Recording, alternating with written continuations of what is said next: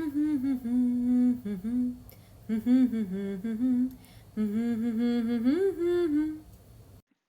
अभी तक हमने देखा कि किस तरीके से किसी भी केमिकल इक्वेशन को बैलेंस किया जाता है और उसके साथ साथ हम उस इक्वेशन को इंफॉर्मेटिव बनाने के लिए उसके फिजिकल स्टेट्स भी लिख सकते हैं और कंडीशंस भी पुट कर सकते हैं, जैसे कि temperature, pressure, catalyst, etcetera.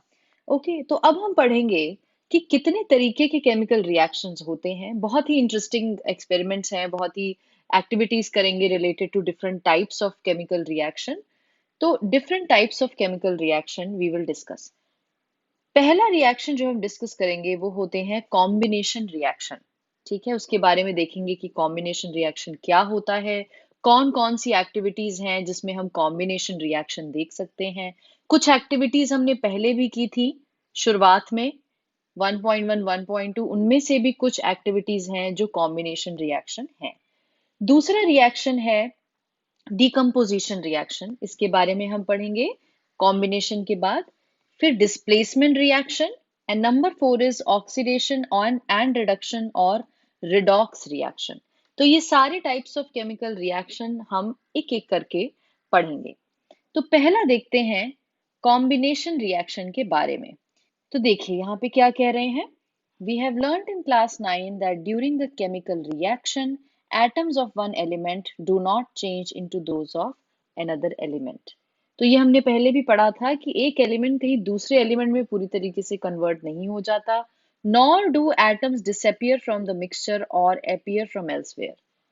So ऐसा भी नहीं होता है कि atoms will disappear from one mixture and then appear on the other. This is also, तो होता क्या है कि there is actually breaking and making of bonds between the atoms to produce new substances. तो जो प्रोडक्ट में नए substances form होते हैं, they are the result of breaking and making of the bonds. Bonds कुछ बनते हैं, कुछ बिगड़ते हैं, उसकी वजह से जो है नए substances form होते हैं।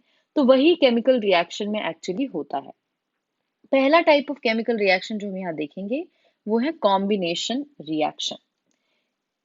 Combination reaction is basically a reaction in which a single product is formed for two or more reactants. ठीक है, अगर आपके रिएक्टेंट साइड में एक या एक से ज्यादा मिक्सचर है तो प्रोडक्ट साइड से प्रोडक्ट में सिर्फ एक ही जो है, एक ही प्रोडक्ट, सिंगल प्रोडक्ट फॉर्म होता है। तो जब सिंगल प्रोडक्ट फॉर्म हो रहा है taking more two or more reactants, then that is called as a combination reaction. तो अगर आप याद करें पीछे जाके अपनी एक्टिविटी 1.1 को देखें, है ना, तो 1.1 एक्टिविटी हमारी जो थी उसमें क्या था कि मैग्नीशियम जो है ऑक्सीजन के साथ रिएक्ट करके मैग्नीशियम ऑक्साइड दे रहा था। ठीक है ना, तो ये जो था हमारा, ये एक तरीके का कॉम्बिनेशन रिएक्शन था, क्योंकि एंड में सिर्फ एक डार्जलिंग व्हाइट फ्लेम के साथ मैग्नीशियम ऑक्साइड ही फॉर्म हो रहा था। ठीक है ना, सिर्फ एक सिंगल प्रोडक्ट फॉर्म हो रहा था। तो ये एक एग्जाम्पल है कॉम्बिनेशन रिएक्शन का। ओके, इसी प्रकार से हम और भी आगे देखेंगे एक्सपेरिमेंट्स और एक्टिविटीज। जैसे कि यहाँ देखें, तो यहाँ पे आपको याद रखना है कि कॉम्बिनेशन रिएक्शन ये होता है कि it gives a single product, right? It gives a single product for two or more, one or more or two or more reactants. So that is called as combination reaction. अब जैसे कि इन्होंने यहाँ पे एक एक्सपेरिमेंट लिया हुआ है, एक्टिविटी 1.4 देखते हैं। Take a small amount of calcium oxide or quicklime in a beaker. Slowly add water to this. So calcium oxide या क्विक लाइम एक वाइट पाउडर्ड सब्सटेंस होता है जो आपको लैबोरेटरी में अवेलेबल होता है। तो अगर आप उसको थोड़ा सा अमाउंट जो है वो बीकर में लेके उसमें धीरे धीरे पानी ऐड करेंगे और फिर जो है कुछ समय के बाद उसके बॉटम को टच करेंगे, है ना, जब उसके बीकर के बॉटम को टच करेंगे तो उसमें कुछ टेम्परेचर चेंज हुआ होगा, कुछ हीट जनरेट हुई होती है। ठीक है ना, तो देखिए यहाँ पे इसका रिएक्शन लिखा हुआ है। तो ये देखिए एक्टिविटी 1.4, जिसमें CaO plus H2O gives CaOH whole twice plus heat। ठीक है, तो यहाँ पे CaO मतलब क्विक लाइम जो है जब वाटर की प्रेजेंस में आया तो इसने हमें स्लेक्ड लाइम मिला, प्रोडक्ट में आया स्लेक्ड लाइम, और इसको हम बोलते हैं CaOH whole twice, इस तरीके से बोला जाता है, और हीट जनरेट हुई। तो यहाँ पे आप देख सकते हैं कि एक सिंगल प्रोडक्ट फॉर्म हुआ दो या दो से ज्यादा रिएक्टेंट्स लेके। तो यहाँ पे लेकिन हमने दो ही रिएक्टेंट लिए हैं और प्रोडक्ट हमारा स्लेक्ड लाइम फॉर्म हुआ। तो ये एक तरीके का कॉम्बिनेशन रिएक्शन हुआ। इसी तरीके से जैसे कि एक्टिविटी 1.4 देखी, उसी प्रकार से पहले जो हमने एक्टिविटी की थी, अगर आपको याद हो, उसका वीडियो भी है डिस्क्रिप्शन बॉक्स में। तो एक्टिविटी 1.1 मैग्नीशियम रिबन वाला, if you are burning a magnesium ribbon, तो उसमें एक dazzling white flame प्रोड्यूस होता है in the presence of oxygen when you are burning. तो एक dazzling white flame प्रोड्यूस होता है, बहुत ही इंटेंस वाइट फ्लेम प्रोड्यूस होता है। उसको आप डायरेक्टली ना ही देखें तो बेटर है, क्योंकि उसकी इंटेंसिटी बहुत ज्यादा होती है। तो बेटर ये होगा कि आप जो है, जो ग्लासेस आते हैं, लैब ग्लासेस, वो पहन के अगर उसको देखें और डायरेक्ट कांटेक्ट ना करें। तो उसके बाद क्या होता है, बर्निंग के बाद एक सफेद पाउडर मैग्नीशियम ऑक्साइड का फॉर्म होता है। तो उसमें भी एक सिंगल प्रोडक्ट फॉर्म होता है Mg और O2 से। तो वो भी एक तरीके का कॉम्बिनेशन रिएक्शन हो गया। सो 1.1 में भी जो है हमारा कॉम्बिनेशन रिएक्शन था, और 1.4 में भी जो है हमारा कॉम्बिनेशन रिएक्शन हुआ। ये देखिए यहाँ पे दिया है कि calcium oxide reacts vigorously with water to produce slaked lime, which is called as calcium hydroxide also। ठीक है, तो ये CaOH होल ट्वाइस को हम कैल्शियम हाइड्रोक्साइड भी कहते हैं। ठीक है, और साथ में हीट प्रोड्यूस होती है। तो आपको जो है, जब इसके बीकर को आप टच करोगे तो आपको गर्म लगेगा, क्योंकि हीट प्रोड्यूस होती है। ठीक है, तो ये क्या हो रहा है, ये रिएक्शन हमारा हो गया एक्टिविटी 1.4 का। ठीक है, तो यहाँ पे क्या हो रहा है, in this reaction calcium oxide and water combine to form a single product calcium hydroxide. तो सिर्फ एक ही प्रोडक्ट फॉर्म हुआ, कैल्शियम हाइड्रोक्साइड। तो इसका मतलब ऐसा रिएक्शन जिसमें सिंगल प्रोडक्ट फॉर्म होता है from two or more reactants is called as combination reaction. तो आप अगर ये बात याद रखेंगे कि दो या दो से ज्यादा रिएक्टेंट के होने पर जो प्रोडक्ट, एक ही प्रोडक्ट प्रोड्यूस होता है, फॉर्म होता है, तो उसे कॉम्बिनेशन रिएक्शन कहते हैं। यहाँ पे ये पहला एग्जाम्पल इन्होंने दिया है, जिसमें कि क्विक लाइम को वाटर से रिएक्ट करके कैल्शियम हाइड्रोक्साइड फॉर्म हुआ है और हीट जनरेट हुई है। तो इसका भी लिंक जो है आप डिस्क्रिप्शन बॉक्स में देख सकते हैं। इस एक्सपेरिमेंट को आप देखें, समझें, इसको आप लैब में भी कर सकते हैं। ठीक है, चलिए आगे बढ़ते हैं। अब देखिए यहाँ पे एक और रिएक्शन दिया हुआ है डू यू नो में, है ना। डू यू नो में दिया है, हम वो भी नहीं छोड़ेंगे, ये देखते हैं। अ solution of slaked lime produced by reaction 1.13, मतलब जो पिछला रिएक्शन था, जो कि ये वाला रिएक्शन था, CaO प्लस H2O वाला, ये देखिए। ठीक है ना, 1.13। So a solution of slaked lime produce, जो हमारा स्लेक्ड लाइम प्रोड्यूस हुआ था, CaOH whole twice, calcium hydroxide को स्लेक्ड लाइम भी कहते हैं, is used for white washing walls. ठीक है, तो आपके कभी घर में वाइट वॉश हुआ होगा दिवाली में, या कोई भी त्योहार जो है होता है, ईद होता है, दिवाली होती है, दुनिया भर के बहुत से त्योहार होते हैं जिसमें आपका घर जो है, आप वाइट वॉशिंग करते हो, है ना। तो वाइट वॉशिंग जो होती है, उसमें बेसिकली ये स्लेक्ड लाइम का सोल्यूशन ही यूज किया जाता है।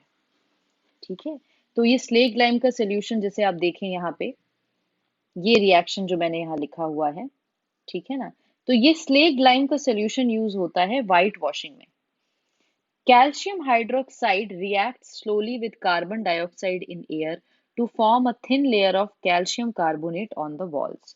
तो जो रिएक्शन होता है वाइट वॉशिंग के दौरान, वो ये होता है, calcium hydroxide CaOH whole twice carbon dioxide जो एयर में है उसकी प्रेजेंस में रिएक्ट होके कैल्शियम कार्बोनेट प्रोड्यूस करता है, और H2O साथ में प्रोड्यूस होता है। देखिए सारे स्टेट्स यहाँ लिखे हुए हैं, एक्यूल एक्यूस लिखा है, गैशियस लिखा है, सॉलिड लिक्विड सब लिखा हुआ है। ठीक है, तो यहाँ पे क्या हो रहा है कि कैल्शियम हाइड्रोक्साइड, है ना, react slowly with carbon dioxide in air to form thin layer of calcium carbonate on the walls. तो आप बेटर ये होगा अगर आप याद रखें कि कैल्शियम हाइड्रोक्साइड को स्लेक्ड लाइम भी कहते हैं, बात एक ही है, और उसका फॉर्मूला CaOH होल ट्वाइस होता है, और कैल्शियम कार्बोनेट का फॉर्मूला होता है CaCO3। ठीक है, तो ये फॉर्म हो जाता है। ये चीज फॉर्म हो जाती है। Calcium carbonate is formed after 2 or 3 days of white washing and gives a shiny finish to the walls.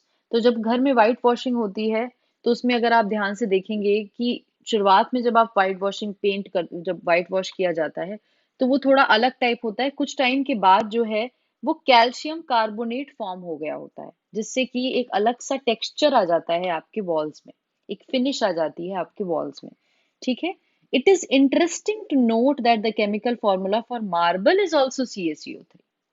तो अगर आप जियोलॉजी में इंटरेस्टेड हैं, अगर आप स्टोन्स कलेक्ट करते हैं या कुछ, तो अगर आप मार्बल को भी देखेंगे तो मार्बल का भी फॉर्मूला CaCO3 होता है।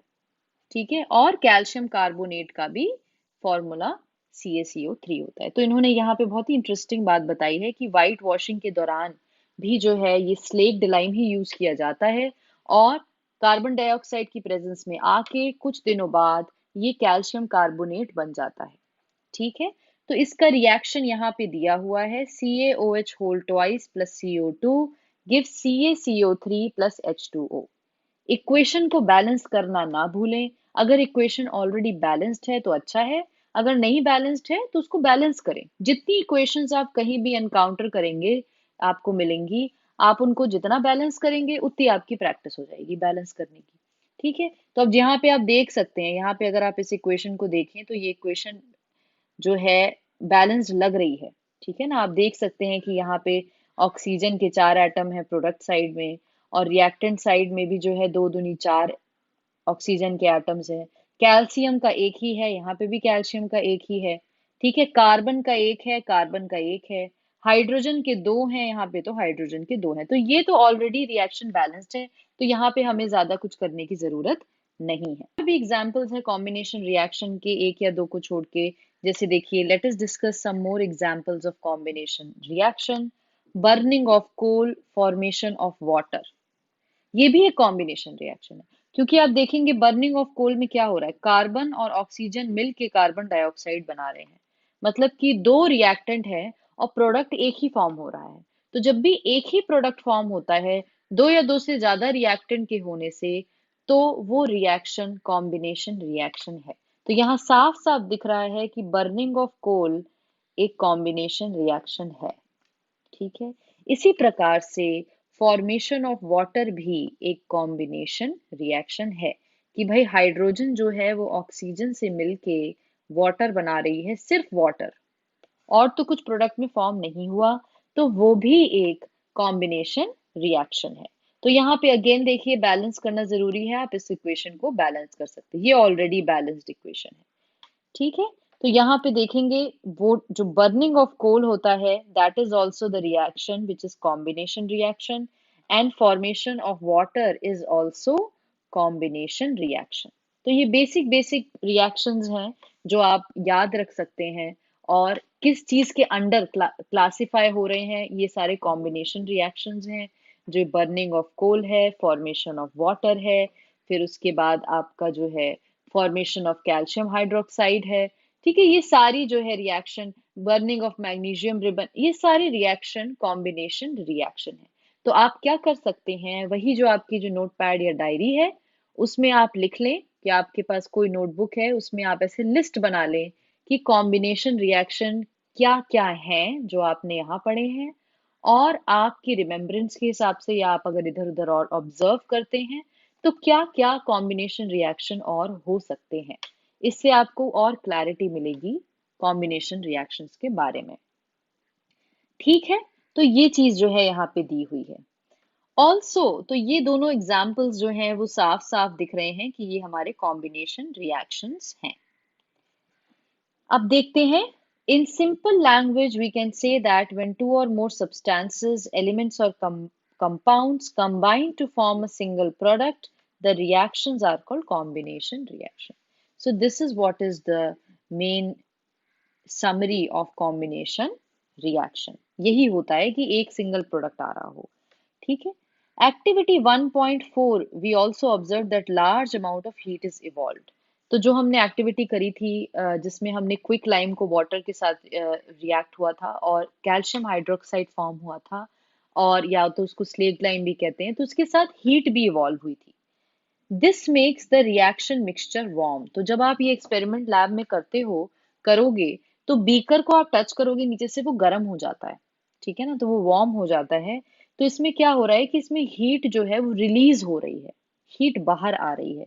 तो reactions in which heat is released along with the formation of products are called exothermic chemical reactions। तो एक और नई चीज जानने को मिली हमें कि जैसे ऐसे रिएक्शन जहां पे हीट बाहर निकल रही हो, रिलीज हो रही हो, उसको हम कहते हैं एक्सोथर्मिक केमिकल रिएक्शंस।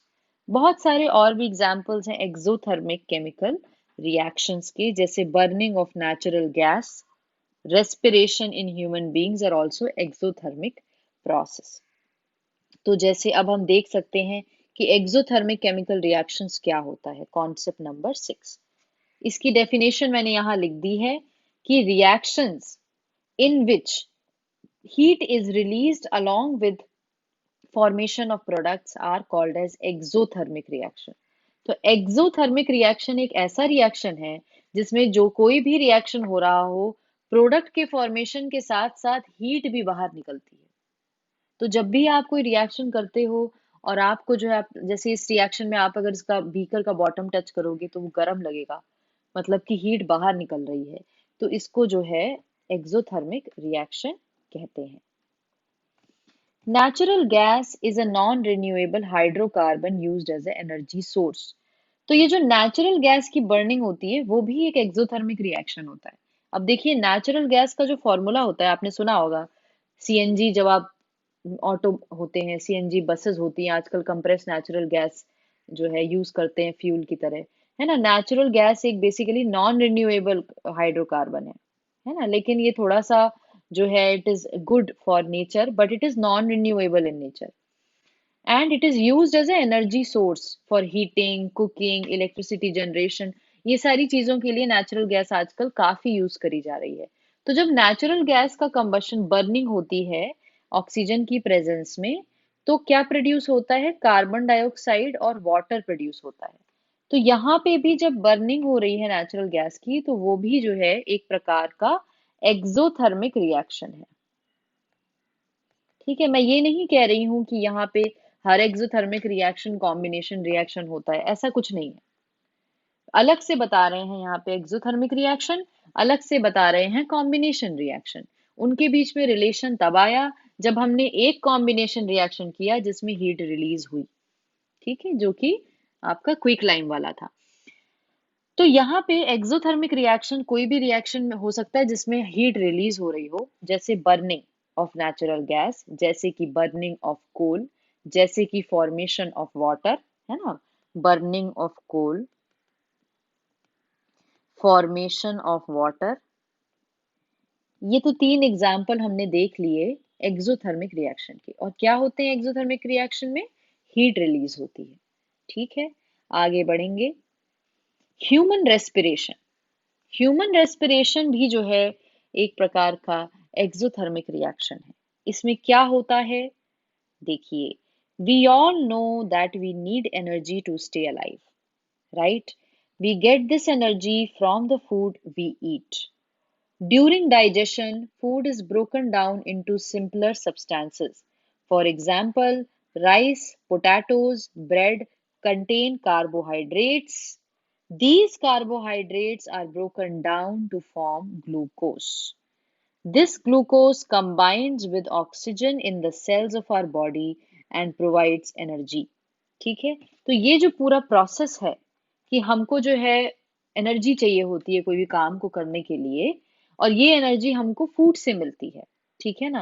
तो डाइजेशन के दौरान क्या होता है कि जो फूड है उसको छोटे छोटे सब्सटेंसेस में, सिंपलर सब्सटेंसेस में ब्रेक किया जाता है। फॉर एग्जाम्पल, जैसे राइस, पोटैटो, ब्रेड, ये सब कार्बोहाइड्रेट्स इसमें प्रेजेंट होते हैं, and these are actually broken down to form glucose. तो जैसे आप यहाँ पे देख रहे हैं ग्लूकोज फॉर्मेशन होता है, और ये ग्लूकोज जब ऑक्सीजन के साथ साथ कंबाइन हो जाता है तो it provides energy. So basically you see C6H12O6 combines with oxygen, it will give CO2 जो कि आप बाहर निकालते हैं, प्लस वाटर, और साथ में एनर्जी भी बहुत रिलीज होती है।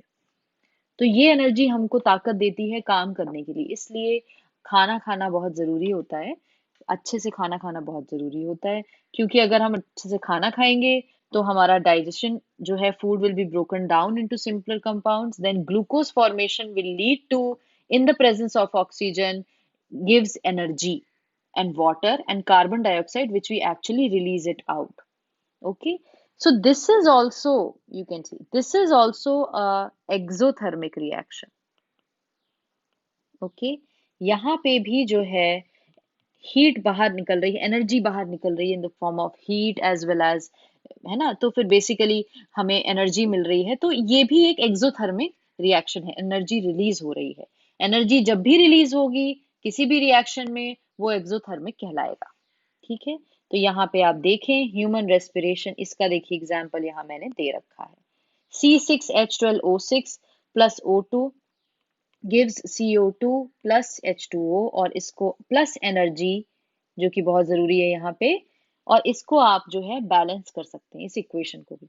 जो जितनी इक्वेशन चैप्टर में आपकी आती जा रही हैं, आप उनको बैलेंस करते जाइए। ऑलरेडी बैलेंस्ड है तो चेक करके देख लीजिए एक बार, है ना, इससे आपकी प्रैक्टिस हो जाएगी। और एग्जाम्पल अगर देखें तो कंबशन रिएक्शन, सारे के सारे कंबशन रिएक्शंस जो होते हैं वो एक्सोथर्मिक ही होते हैं। ठीक है, तो यहाँ पे आप देखें और देखें और देखिए, यहाँ पे एग्जाम्पल दिया हुआ है, decomposition of vegetable matter into compost is also an example of exothermic reaction. तो जो है कभी कभी आपके घर में जो स्क्रैप्स निकलते हैं, वेजिटेबल पील जो होती है ना, जो सब्जी काटते हैं छीलते हैं तो उसका छिलका निकलता है, उस छिलके को जो है आप कहीं अगर प्रिजर्व करके किसी ड्रम में या कुछ में रख डालते जाएं, और एक तरीका होता है कि उसको कंपोस्ट फॉर्म हो जाता है, वो कुछ समय के बाद एक मैन्योर या खाद बन जाती है ना, वो डिकम्पोज होके कंपोस्ट फॉर्म हो जाता है। मतलब कि खाद जो होती है, जो आप पेड़ पौधे उगाने के लिए यूज, बहुत ही अच्छी खाद बनती है, जो है अगर सब्जियों के छिलकों से जो बनाई जाती है, तो उसको भी जो है आप मतलब वो भी जो पूरा रिएक्शन होता है, डिकम्पोजिशन जो होता है वेजिटेबल मैटर का, वो भी एक एक्सोथर्मिक रिएक्शन, उसमें एनर्जी रिलीज होती है। ओके, तो वो भी एक अच्छा खासा एग्जाम्पल है एक्सोथर्मिक रिएक्शन का। यहाँ पे देखिए मैंने बर्निंग शुगर का भी दिया हुआ है कि अगर आप सुक्रोज जो है वो जो है बर्न करते हो, ठीक है ना, जिससे कैरमल और स्टीम प्रोड्यूस होता है, तो ये भी एक एक्सोथर्मिक रिएक्शन है।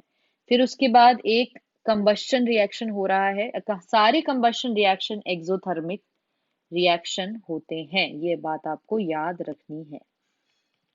ठीक है ना, सारे कंबशन रिएक्शन एक्सो, तो अभी पहले भी देखा था, burning of coal combustion reaction था, burning of natural gas combustion reaction था, तो ये दोनों ही एक्सोथर्मिक रिएक्शन है।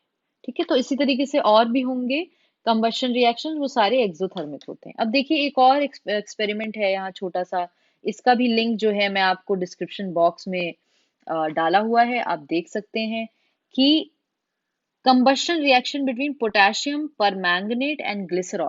तो इस तरीके से ये जो एग्जाम्पल्स हैं, ये भी कुछ एक्स्ट्रा एग्जाम्पल्स हैं एक्सोथर्मिक रिएक्शन के।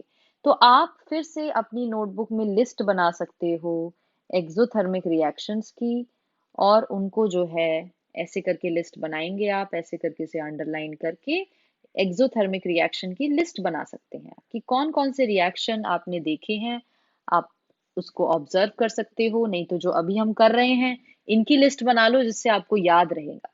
ठीक है ना, कंबशन रिएक्शन होते हैं, burning sugar, thermite reaction, human respiration, burning of coal, ठीक है ना, और भी बहुत सारे रिएक्शन हैं। तो ये जो है इसका जो है आप एक लिस्ट बना लो। ठीक है, जैसे कि वो क्विक लाइम वाला जो था जिसमें आपका स्लेक्ड लाइम प्रोड्यूस हुआ, तो वो सारी चीजें जो है आप लिस्ट बना सकते हो कि these are the list of exothermic reaction. ये जो लिस्ट है ये हमारी कॉम्बिनेशन रिएक्शन की है। तो इसमें से आपको बहुत क्लैरिटी मिलेगी अगर आप इसको साथ के साथ करते जाते हो। ठीक है, चलिए, तो डिकम्पोजिशन ऑफ वेजिटेबल मैटर आप देखेंगे यहाँ पे, जैसे इस तरीके से खाद बनाई जाती है, कंपोस्ट बनाया जाता है, ये भी एक प्रकार का एक्सोथर्मिक रिएक्शन होता है। ठीक है, चलिए, तो ये हमने देख लिया। अब देखिए, identify the type of reaction taking place in activity 1.1 where heat is given out, along with the formation of single product। तो किस प्रकार का रिएक्शन हुआ? 1.1 जो था बर्निंग ऑफ मैग्नीशियम रिबन जो था हमारा, वो रिएक्शन हमारा था combination reaction plus heat is given out, मतलब कि एक्सोथर्मिक रिएक्शन भी था। ठीक है, तो इस प्रकार से हम साथ के साथ चैप्टर में पुरानी चीजों को भी रिवाइज करते हुए जा रहे हैं और समझते जा रहे हैं। अगला हम देखेंगे जो आपका रिएक्शन होगा, डीकम्पोजिशन रिएक्शन।